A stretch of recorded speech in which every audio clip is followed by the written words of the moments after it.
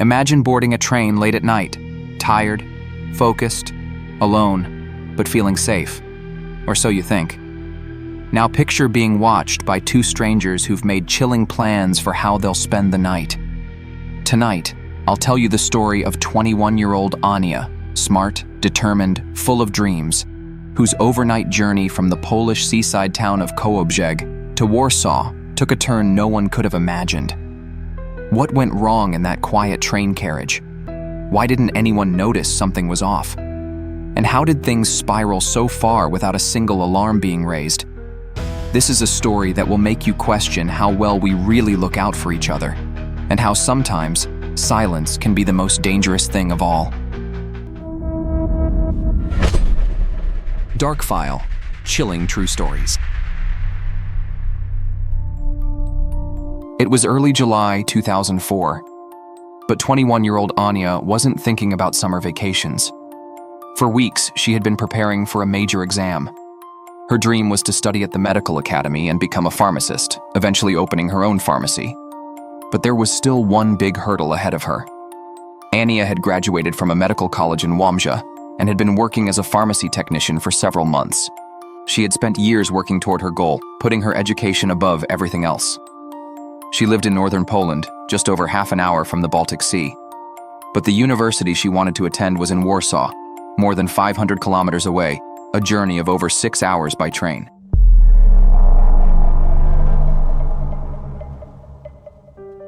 July 1st, 2004. The father drives his daughter by car to a small village. There, Anya gets on a bus, which takes her to Kołobrzeg. At the station in the seaside town, a train is already waiting for her to go straight to Warsaw. It's 10 p.m. Anya usually didn't take night trains. This is the first time she has left for Kołobrzeg at such a late hour. The 21-year-old has an all-night journey ahead of her. However, Anya knew well from the very beginning how she would manage this time. She wanted to devote the last hours before one of the most important exams in her life to repeating the material, of course. She chose the last carriage, where there were the fewest people. She got into a compartment where she was completely alone. This is the perfect place to study, she thought. Everything changed around 3 a.m. when two young men in Torun sat down in the compartment. Artur and Dariusz. They were not much older than Anna. The younger of the boys was celebrating his birthday that day. Even before boarding the train, he had already agreed with his companion on how they would celebrate. Their plan was simple: to kill a man.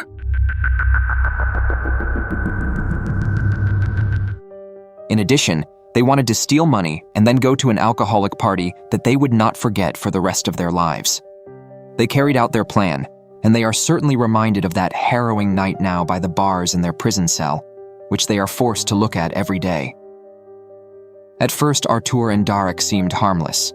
They chatted up Anya, joked around. They said they were students. They tried to inspire trust and find a common topic of conversation. At the same time, they noticed that the future victim had a ring on her finger. Next to her lay a phone. To see if the girl had any money on her, they asked her to change some cash. However, the girl became more and more aware with each passing moment that something was wrong. After a brief conversation, it could be deduced that the newly met men were unlikely to have ever been in contact with any university. Do they have hostile intentions? After all, nothing can happen. Maybe in the compartment the girl is all alone with them. But after all, there are other people on the train who won't let her get hurt. After all, there is also the conductor, who also has a duty to watch over the safety of every passenger, especially a young, attractive 21-year-old girl. Anna feels increasingly anxious. Finally, she gathers her courage and tries to leave the compartment, but the men stop her by force. When she starts screaming, they cover her mouth. She is shocked, paralyzed by fear. She realizes that the men can now do anything to her. Her only hope is help from another passenger or a train employee. But when the conductor enters the compartment, Anna doesn't ask for help. She gives no sign that she is in mortal danger. After a brief moment, the conductor leaves, and the young men resume their plan. Before 6 a.m., the train arrives in Warsaw. Anna gets off the train, still accompanied by her captors. They wait for hours for the next connection. Yet again, the girl shows no sign that she's in danger. She doesn't scream. She doesn't ask for help. Artur and Darek planned to go to Bydgoszcz. During the hour-long wait for the next train, Ania had many opportunities to call for help, to somehow draw attention to herself. Why didn't she do so? Did she still hope the situation would end peacefully? Was she afraid the two aggressive men might also attack anyone who tried to help her? Maybe she feared being ignored or simply didn't know what to say. Or perhaps she was so terrified that she couldn't utter a single word. Her attackers had threatened to kill her if she spoke. They promised to let her go if she obeyed their every command. Ania believed them and paid for it with her life.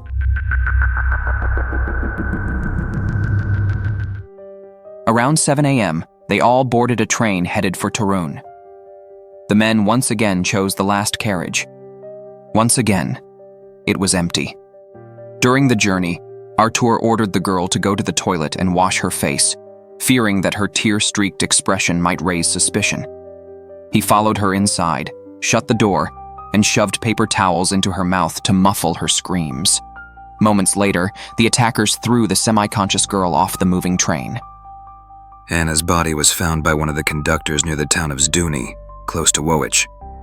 According to the forensic expert, the 21-year-old was still alive when she was thrown from the train.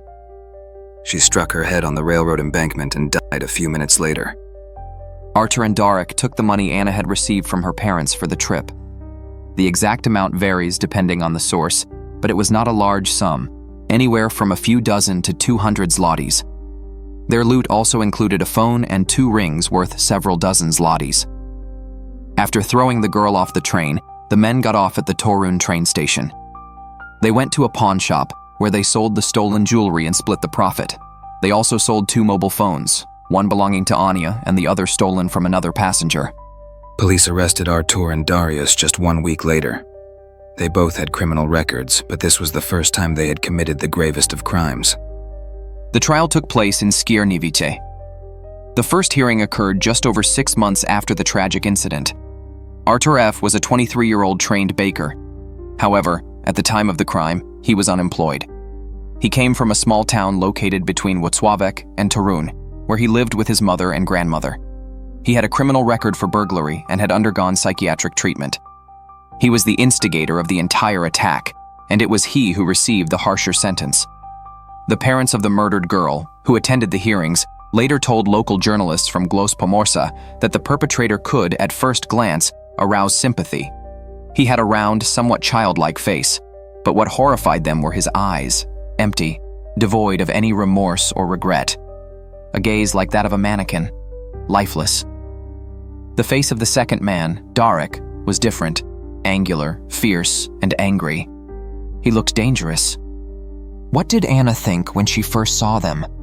What emotions and thoughts ran through her mind as she waited with them at the station for the train to Torun? Such questions haunted her parents long after her death.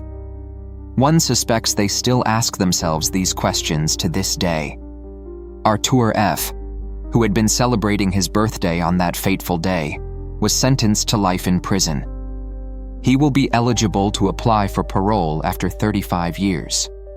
The other perpetrator, Dariusz M., was sentenced to 25 years. During the trial, Anna's father reportedly said, "I wouldn't wish such a tragedy on anyone. If there were still a death penalty, Artur should get it. He's guilty of everything.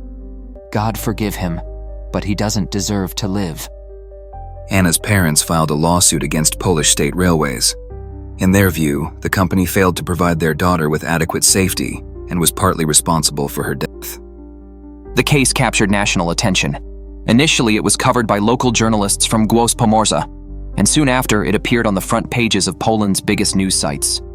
Anna's parents tried to raise funds for legal representation to pursue their claim against PKP, but ultimately, the prosecutor's office dropped the case.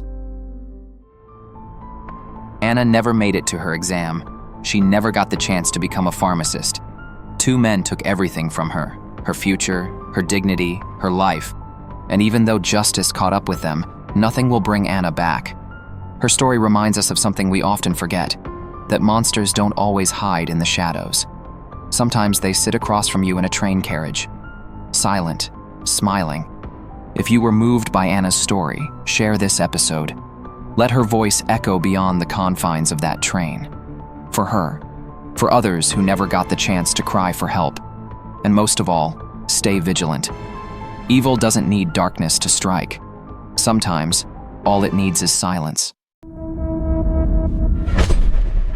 DarkFile, chilling true stories.